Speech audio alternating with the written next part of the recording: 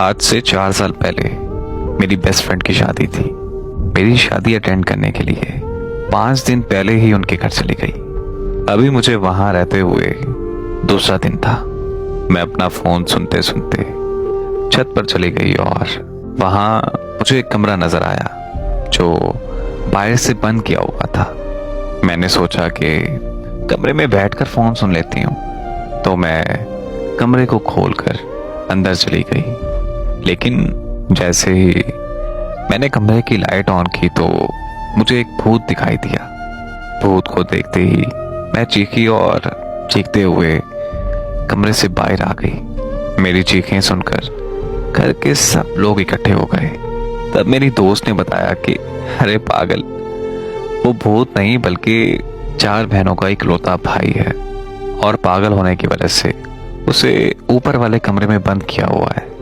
दोस्त की ये बात सुनकर मेरा खौफ कम हो गया और मैं नॉर्मल हो गई।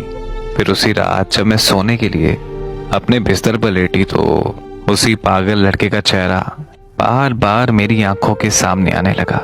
बिखरे बाल, अजीब दाढ़ी, नम आंखें, फटे कपड़े और हाथ पांव जंजीरों से बंधे हुए। मुझे सारी रात नींद नहीं आई और सुबह होते ही मैंने अपनी दोस्त से उसके भाई के पागल होने की वजह पूछी।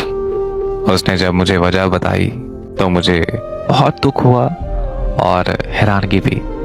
दुख इस बात का था कि मोहब्बत ने एक जिंदगी उजाड़ दी और हैरानगी इस बात की कि आज के दौर में भी कोई किसी से इतनी मोहब्बत भी कर सकता है। उसकी बहन ने बताया कि 6 साल पहले मेरे भाई ने ग्रेजुएशन मुकम्मल की तो वो जिद करने लगा कि उसे मास्टर्स करने के लिए इटली जाना है। मेरे अब्बू नहीं चाहते थे कि मेरा भाई हम सब से दूर जाए, लेकिन हम सब बहनों के बार बार कहने पर अब्बू ने भाई को इटली भेज दिया।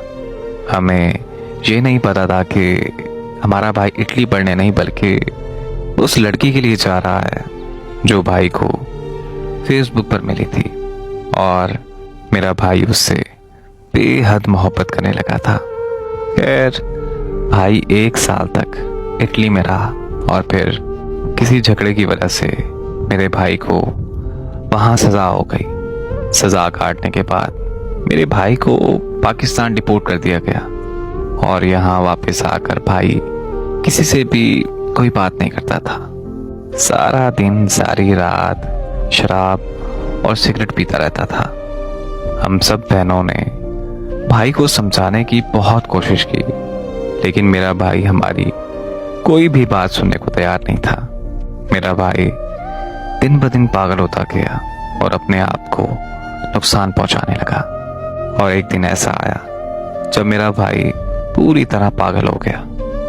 पागल खाने वाले हमारे घर आ गए थे तो हमने भाई को छुपा दिया और तब से हमने अपने भाई को ऊपर वाले कमरे में बंद कर रखा है।